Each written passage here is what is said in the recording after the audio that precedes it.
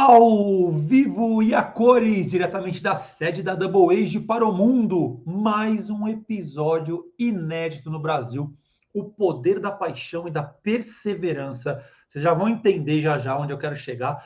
E o esforço conta em dobro. Sim, será que é o dom? Será que atletas são inatos? Ou seja, o cara nasce para ser atleta ou ele se constrói atleta? Então, são essas dúvidas que nós vamos tirar aqui durante o nosso episódio e vamos falar um pouquinho dessa parte emocional, o que falar para o meu filho durante a pré-evento, durante o evento, falo, não falo, interfiro nesse treino, né? Aí uma dica aí preciosa para técnicos e papais, tá bom? A parte emocional aí, a parte da psicologia do esporte. Nós vamos tentar aqui. Então, antes de mais nada, se inscreva no canal do professor Dr. Caio Graco, deixa o seu like aqui para gente e ativa as notificações para você ficar sabendo aí das novidades inéditas no Brasil. Vamos lá? Preparei um material, um conteúdo bem bacana e vou explicar aqui para vocês o que eu venho estudando a respeito disso, tá bom? Deixa eu colocar aqui para vocês. Ok, bora. O poder da paixão e da perseverança.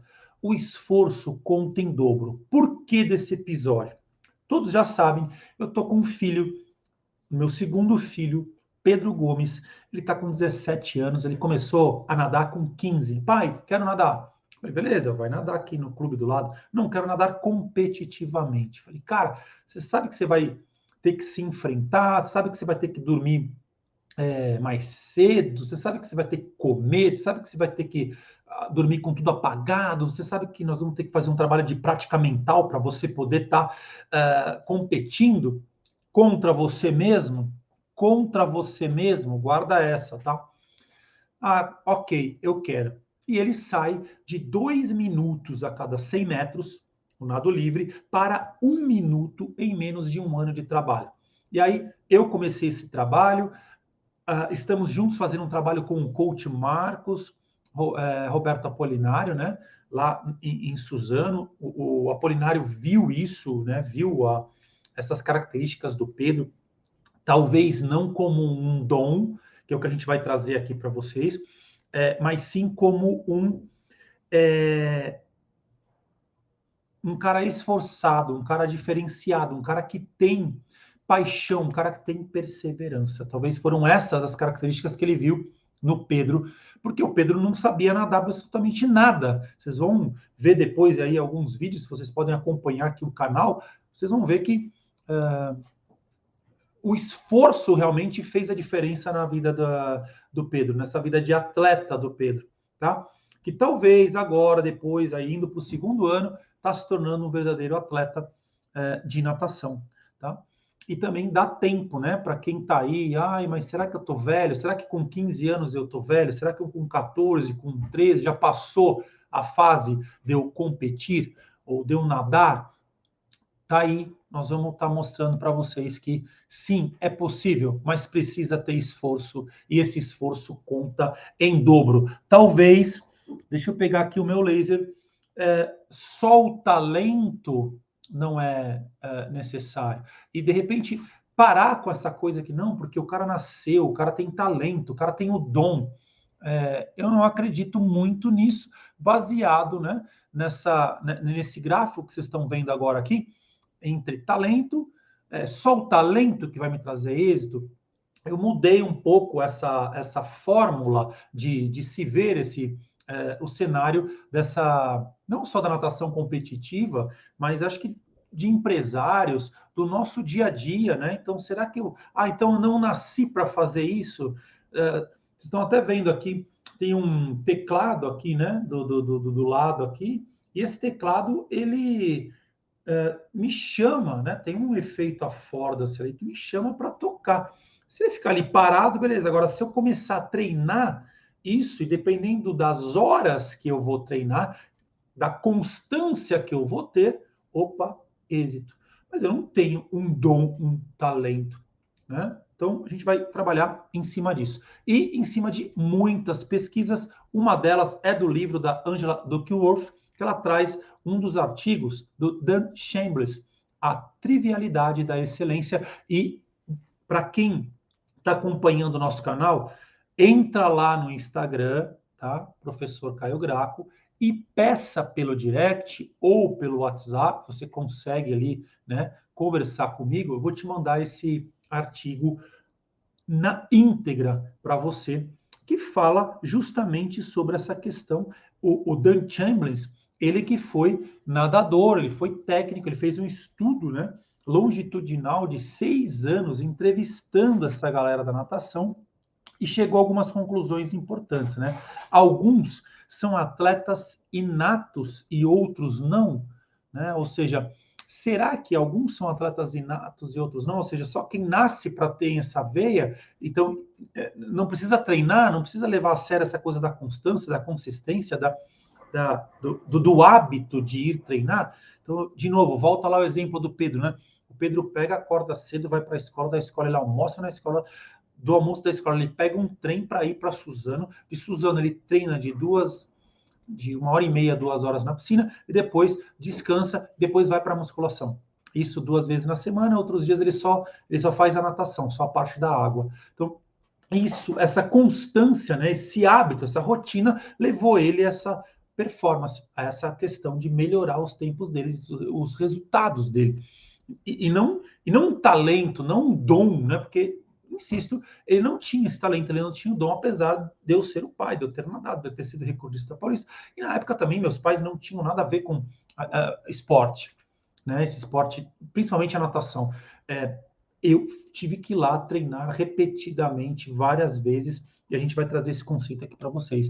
Então, as mais impressionantes façanhas humanas são o agregado de inumeráveis elementos isolados, a cada um dos quais, em certo sentido, nada tem de extraordinário. O que eu quero dizer? Que ele põe em xeque, o Daniel Chambers, a questão dessa coisa do dom, ou seja, são inúmeras variáveis que a gente tem que levar em consideração. Alimentação, sono, treino, o técnico, por exemplo, né? O técnico. Então, ter um excelente treinador. Por isso que eu peço ajuda, e a gente tem que parar com isso, né? De que, eu sei tudo. Não. Apolinário, doutor Marcos Roberto Apolinário, você pode me ajudar com relação a essa formação do Pedro enquanto atleta? Porque ele pediu? Ok, vamos para cima. Tá? Outros achados. Um desempenho superlativo, né? Um desempenho poderoso, um desempenho representativo é, na verdade, uma confluência de dezenas de pequenas qualificações ou atividades. Então, cada uma delas aprendidas pela prática ou por acaso, que foram cuidadosamente transformadas em hábito e mais tarde reunidas num conjunto. Então, lembrando que o Pedro não só nadou na piscina, ele nadou no mar, ele fez hidroginástica, ele fez cross, ele fez treinamento funcional, ele jogou bola.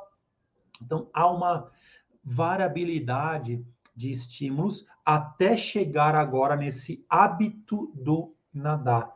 Então, o ser excelente, o ser o melhor, na verdade, é uma confluência de dezenas de pequenas qualificações, não somente uma, necessariamente. Mesmo porque mexe até com o aspecto motivacional da pessoa, né? Psicológico, ele ficar só ali toda hora fazendo a mesma coisa. Pelo menos nesse processo de formação. Nós estamos falando do processo de aquisição dessa nova habilidade. Para ele, o nadar. Ele não sabia nada. Com 15 anos, ele mal atravessava uma piscina de 25 metros. E hoje, os treinos dele, no período de base, atualmente dão em torno de 5.000 metros diariamente, mais a parte de atividade fora da piscina, mais a parte de musculação.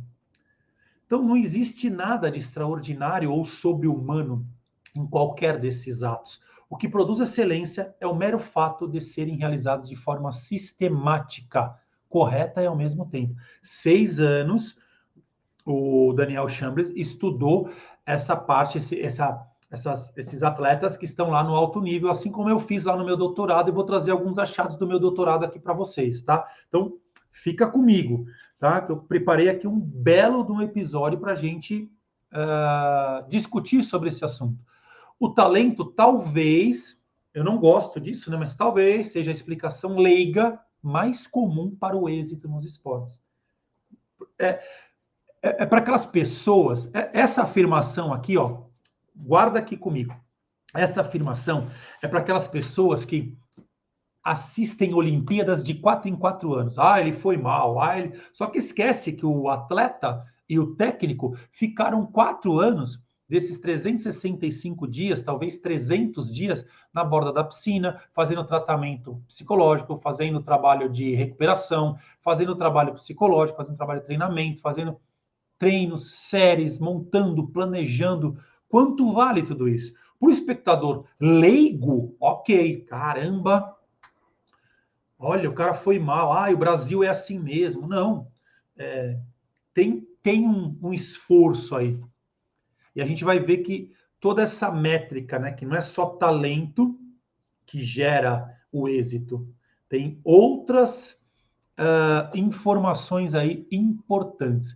Nesse mesmo estudo que o Dr. Chambers traz, ele fala assim, olha, atenção aí, hein, tá? Olha os indicativos que ele achou no projeto dele. Os nadadores de maior projeção tinham pais que se interessavam pelo esporte e dispunham de recursos para pagar treinadores, viagens para competições de natação e, não menos importante, acesso a uma piscina. Então, se vocês procurarem aqui no canal do professor Caio Graco, talvez eu deixe aqui em cima no iCard aqui, o episódio que eu falo quanto vale ser um atleta de natação no país. A gente chegou em cifras de quase R$35 mil anuais. Dá quase 3 mil reais por mês de investimento. Também as milhares de horas de treinamento na piscina durante muitos anos. Então, olha as variáveis para você ser um excelente nadador. E todos dedicados a refinar os muitos elementos isolados, cuja soma cria um desempenho sem falhas. Então, se eu estou falando da prova dos 100 metros do nado livre, eu tenho que treinar a parte aeróbia, a parte anaeróbia, saída, virada, chegada. As saídas para os nados. Posição hidrodinâmica, streamlined position, golfinhadas, entre outras possibilidades e variedades.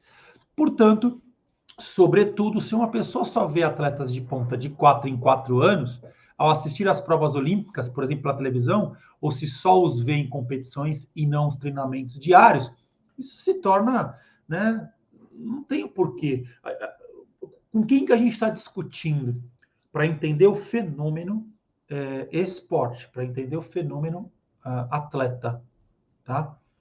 A gente está aqui para levantar isso e esse cuidado com esses aspectos emocionais e psicológicos que às vezes a gente negligencia durante essas atividades. Então, o talento é a rapidez com que as habilidades de uma pessoa aumentam quando ela se esforça. Então, talento versus esforço, eu crio uma habilidade. No caso do Pedro, nadar. Ele não é só talento, então, que vai virar o êxito.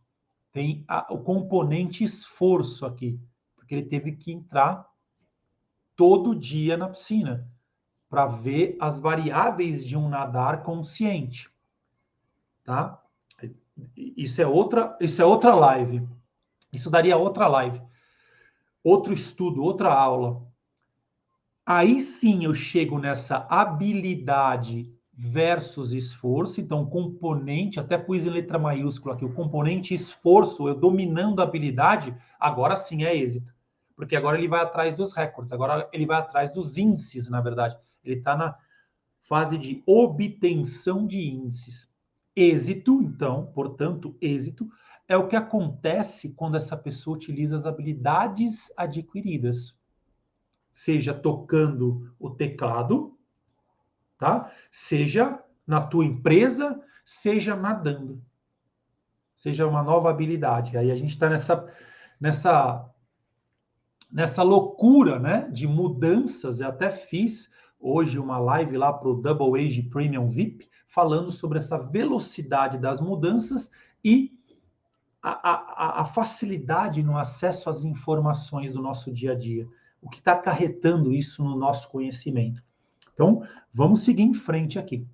Para vocês entenderem, quando a gente fala de emoções e o estar na competição, o estar competindo, é emoção à flor da pele, o estar treinando é emoção à flor da pele, porque uma dessas variáveis está acontecendo com você agora, nesse exato momento. Você está feliz, você pode estar triste, você pode estar com medo, né? E o medo e a surpresa, né? Medo e surpresa. Eu ergo as sobrancelhas, ó. Caramba, o que é isso? Raiva, nojo, essas são as emoções básicas. Raiva, nojo, eu enrugo o nariz. Pode estar acontecendo com você agora, nesse exato momento.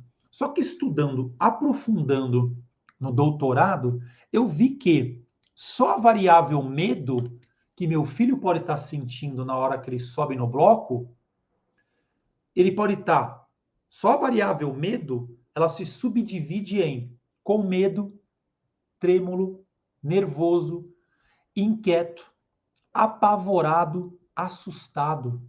Se eu, como pai de atleta, esquece, né, o doutor Caio, em psicologia do esporte, eu, como pai de atleta, não identificar isso aqui no meu filho, é passível de toda essa parte física, toda essa parte que ele treinou durante um período de tempo, vamos dizer 20 semanas de treinamento, no dia do evento, no melhor evento dele, seja para pegar o índice, seja para bater o recorde, seja para ficar entre os 8, seja para ficar entre os 3, seja para ser o recordista do evento, melhor índice técnico, pode tudo ir por água abaixo com uma dessas variáveis. Então, olha a responsabilidade da família, olha a responsabilidade do pai, olha a responsabilidade do coach, do técnico. Existem mais de 60 descritivos emocionais. Eu coloquei alguns deles aqui. Alegre, aborrecido, atento, retraído, ousado, relaxado, aborrecido, cansado, assombrado. Não coloquei todos, porque a gente não sai daqui hoje, mas para você entender que no dia do evento, pré-evento, durante o evento, pós-evento, tudo isso pode estar na cabeça do teu filho. Ou tudo isso pode estar na cabeça do teu atleta. Pergunta, pais e técnicos, o que falar quando meu filho se sente mal após uma derrota? Ele não vai estar bem o tempo todo. O próprio Pedro não esteve bem o tempo todo nesse processo de aquisição dessa nova habilidade. O que falar quando meu filho se sente mal após uma derrota? Para ele continuar, porque foi apenas uma derrota. 2, antes da competição, o que fazer para ajudar a lidar com as emoções? O que eu posso fazer como pai? Só de não atrapalhar já está, né? E o coach, e o técnico, lembra? É muita variável. O que fazer para realmente erguer essas emoções e sentimentos positivos? Porque dentro desses 60 existem os positivos e os negativos. Qual que você vai alimentar lá para a prova? Antes de mais nada, de repente, sentir medo, guarda essa. De repente, sentir medo me impulsiona. De repente, sentir medo pode ser positivo para o meu filho. De repente, sentir medo pode ser negativo para uma outra atleta. Como que identifico tudo isso, Caio? 3, se preocupar demais com o adversário. Faz sentido? O que fazer? Então, vocês estão entendendo? São muitas variáveis que, para dar ruim, como diz o jargão, para dar ruim no dia do evento. Por que treino muito e vou mal na competição? Você já se identificou com isso? Com essa quarta pergunta? Por que eu treino muito? Eu sou o leão de treino. Treino, bato os recordes, tá, vamos competir. Eu travo, eu paro, eu fico com medo e esse medo me engessa, esse medo não me projeta. Como fazer esse medo me projetar para ir para frente, para quebrar tudo, quebrar recorde? Quinta, como ajudar meu filho a lidar com a derrota e os desafios que o esporte apresenta? Como ajudar meu filho a lidar com a derrota?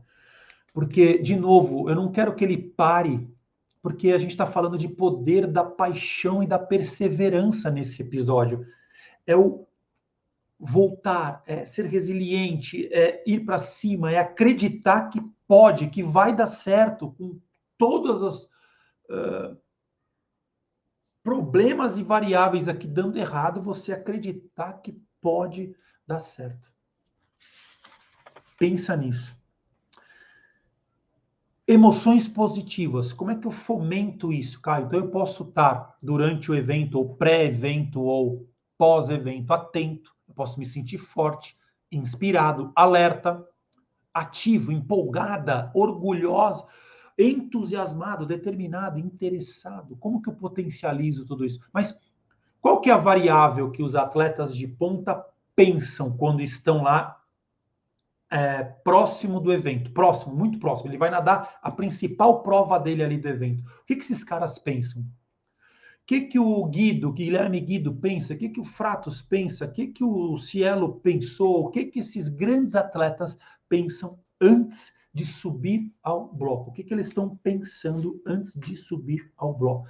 Eles sentem medo? E que tipo de medo? Esse medo ingesta, esse medo projeta ele para frente? Então, ou essas emoções negativas, o que eles sentem antes da prova? Irritados, eles ficam com medo, mas um medo que projeta. Ele fica chateado, mas uma chateação que projeta ele. Ele sente culpa, nervoso, ele está hostil, inquieto, envergonhado, apavorado, aflito, aflita. Eu quero mostrar isso para vocês, né? Um pouco do meu estudo, do doutorado, pensando aí no geral, né? Eles tinham 22 anos, a média da idade, o tempo de prática era de 12 anos, então eu não posso esperar nada, né, antes disso, pensando em atletas finalistas e medalhistas de Troféu Brasil, o maior e melhor evento aqui do Brasil de natação, tá? A média no masculino de tempo de prática, só o masculino 15 anos e o feminino 7 anos. Então, o que esperar do Pedro, por exemplo, que tem 2 anos só de prática? É um bebê ainda, né? De 2 anos, pensando nesses resultados aqui de 15 anos dessa galera que está com a gente, que fez o experimento com a gente, tá? Velocistas. Eu tinha 51% da amostra eram velocistas, meio fundistas 42% e fundistas 6%. Então, velocistas 50 e 100 metros, meio fundistas provas de 200, 400 metros e os fundistas provas de 800 e 1.500 metros. No geral, 33%, depois que responderam esse questionário, 33% melhorou o seu tempo, tá? No dia do evento. Quando eu olho só o masculino, 63% eram velocistas. Quando eu olho só o masculino, 31% era meio fundista e 4% só fundista. A gente tem poucos atletas que nadam provas de fundo, 800 e 1.500. E no feminino, 27% velocista, meio fundista 63% e fundistas 9%. No total, melhoraram, do total feminino, quando eu olho só o feminino, 36% melhoraram seus tempos, e no masculino, 63%. Quando eu olho só os homens, 63% melhorou o seu tempo. Quais foram a média geral, né? Quando eu falo no maior valor encontrado com essas emoções, por exemplo. Então, eu tive uma média aqui dessa variável de eles se sentem como na média geral, juntando o masculino com o feminino? Confiante, cheio de energia. Eles se sentem muito confiantes. Então, Caio, como é que eu chego nessa potencialidade de se sentir confiante e cheio de energia? No geral, na média geral, tanto homem quanto mulheres sentem assim. O menor valor encontrado foi com relação às variáveis de deprimido, pasmado e assombrado. Esse foi o menor valor encontrado, ou seja, eles não sentem isso, na média. Quando eu olho só os homens, eles se sentem cheios de energia. O menor valor encontrado para isso foi pasmado, assombrado, deprimido. Então, eles não sentem isso, é longe disso durante o evento. Ele está cheio de energia, tá?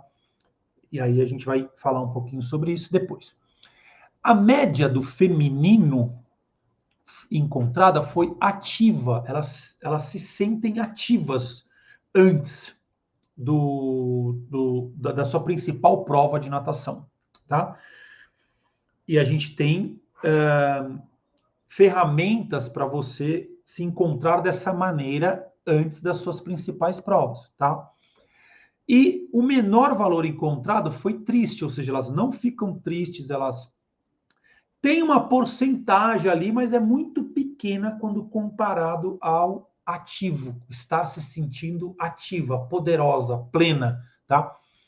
Culpada, sonado, deprimido, detestando, odiando. Então, são sentimentos que não fazem parte, ou que fazem uma pequena parte, porque está tudo misturado assim, né? Não dá para você eliminar esse sentimento. Ele está ali, só que deixa lá, deixa ele quietinho lá, porque agora é a hora do ativo, do estar ativo, tá?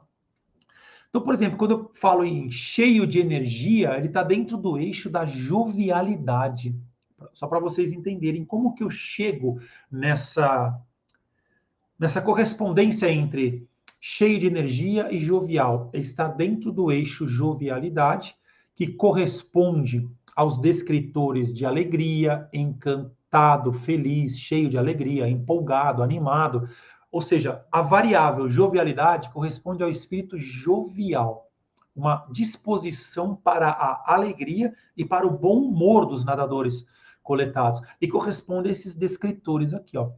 Então, quando eu vou estudar lá, quando eu passo o questionário para os atletas que estão me procurando como coach, né, do esporte, como para entender essa parte emocional,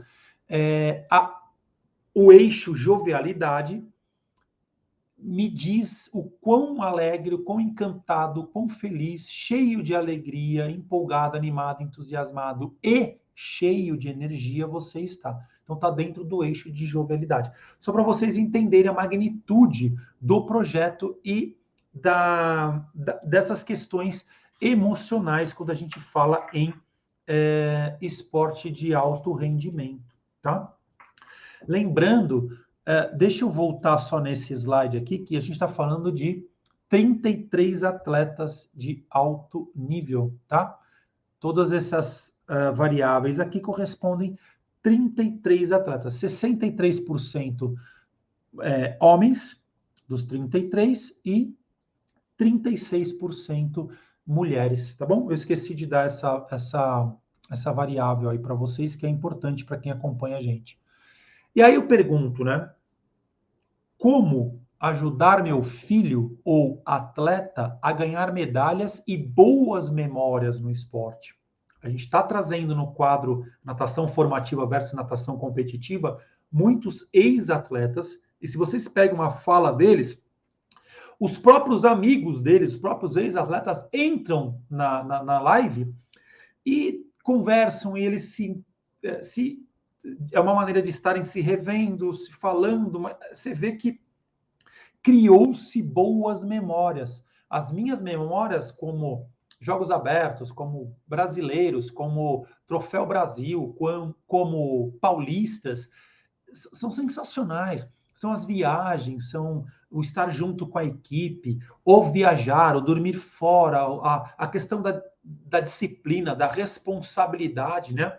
E mais, né? Então, como ajudar meu filho, o atleta, a ganhar medalhas e boas memórias no esporte sem conflitos dentro de casa? Porque, eu vou dar um exemplo aqui, claro. A minha avó era recordista sul-americana de nado costas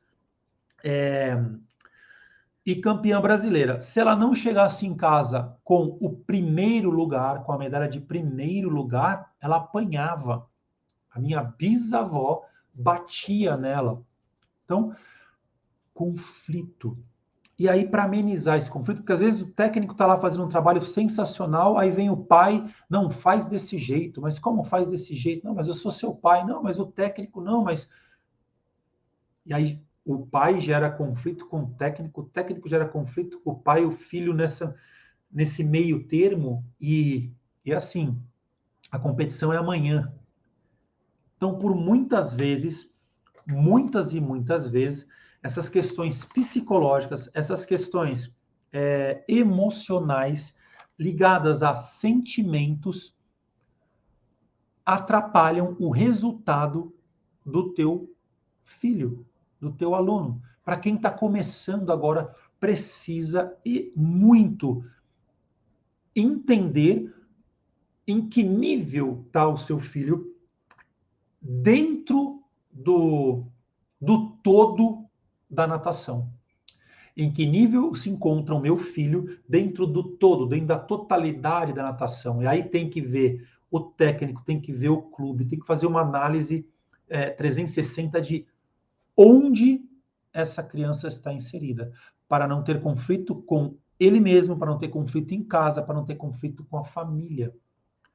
Muito cuidado, pais, atletas, coaches, técnicos, com o que vocês falam, com o que é colocado na cabeça dessa. Ou, geralmente, uma expectativa muito. A gente tem várias análises, a gente tem vários indicativos dizendo: olha, para se chegar em tal lugar, precisa ter esse biotipo, por exemplo. E coisa que o cara nunca vai ser. Você vê pelo tamanho dos pais, pelo tamanho, né, das unidades ósseas aqui, se já calcificou, se não calcificou, dá para saber o nível de maturação do atleta através dessa análise de óssea.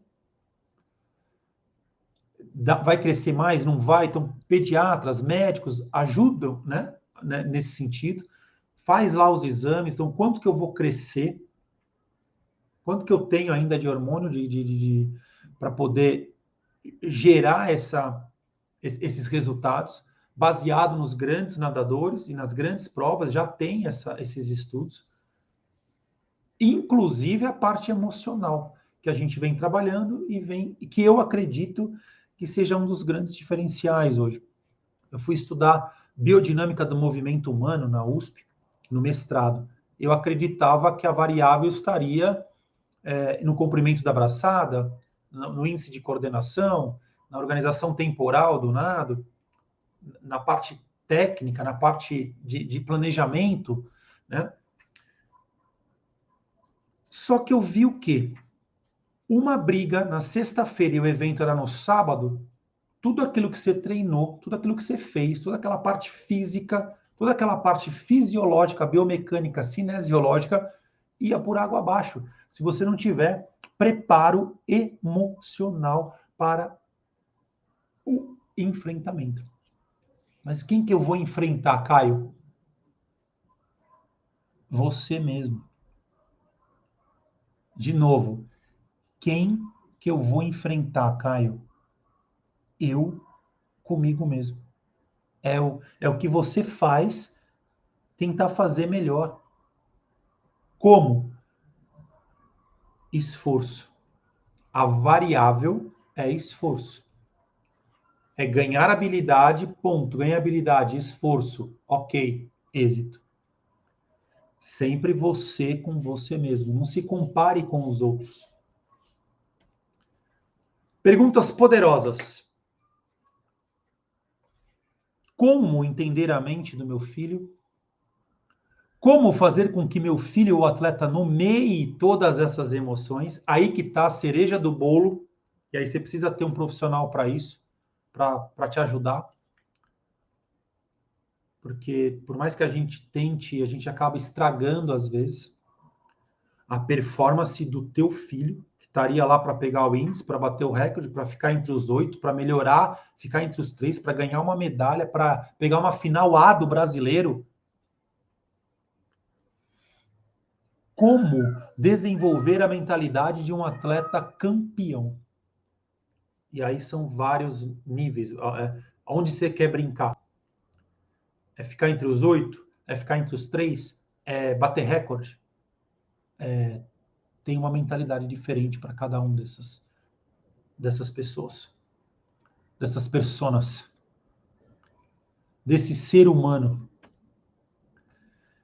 Técnicos e pais, sejam duros com os acordos e leve com seus filhos e atletas. O que foi combinado, foi combinado. Mostre, né? Eu acho que o técnico ele tem que programar o semestre, tem que mostrar o que vai acontecer para os pais e os pais têm que adequar toda a casa para esse processo. Senão vai ter conflito no meio. Então, em que período nós estamos? É o de base? Você vai nadar mais, você vai gastar mais, você vai comer o quê? Você vai acordar cedo? Então, a casa estar preparada para esse futuro atleta. Então, todos têm que estar. Não pode ser sonho só de uma pessoa, tem que ser o sonho da família, de todos. Senão, tem conflito. Porque vai ter que comprar comida específica, vai ter que fazer a comida específica, vai ter que comer aquela comida que de repente ele não gosta. Aí vão brigar na hora da janta, na hora do almoço. Vai ter que levar lanche, vai ter que levar o intratreino, vai ter que levar o pós-treino. O que tomar, a quantidade que tomar, vai precisar de uma nutricionista. E aí eu preciso aqui fazer uma homenagem a Daniela Lovatel, que é a nutricionista do Pedro, e que vem acertando assim, né, pontualmente, ela segue, né, é o período de base, é o período específico, é o polimento, é a competição, então tem uma alimentação para cada momento disso, para o teu filho, com videoconferências, com reuniões, com medições, com aferições. Vou deixar aqui no descritivo, Daniela Lovatel, nutricionista de esporte. Esportes ligados à água, né? Que é o surf, a natação, águas abertas. Pode procurar, sem sombra de dúvidas, ela vai estar ajudando você a performar ainda mais a tua família e o teu filho. Era isso. Mudei o meu currículo. Doutor em transformar a vida das pessoas, mestre em servir e fazer as pessoas felizes, autor de 5 livros para você se autoconhecer e transcender, ou seja, nunca mais voltar ao que você era antes, e CEO da empresa que transforma a sua vida. Double Age, o ser humano mais humano. Deixa eu tirar aqui os slides.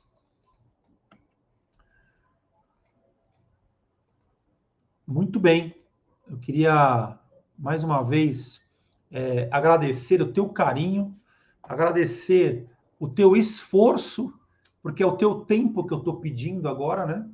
Para você estar aqui comigo, que é o YouTube, que é um conteúdo gratuito, mas que eu demoro, às vezes, dias para organizar tudo. Muito obrigado pelo teu tempo. Muitas visualizações e pouca gente inscrita no canal.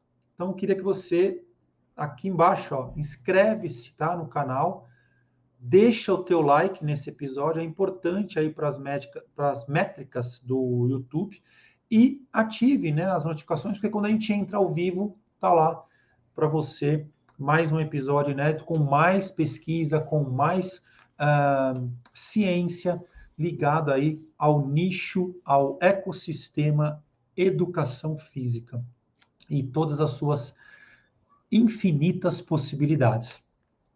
Muito obrigado a todos. Gratidão.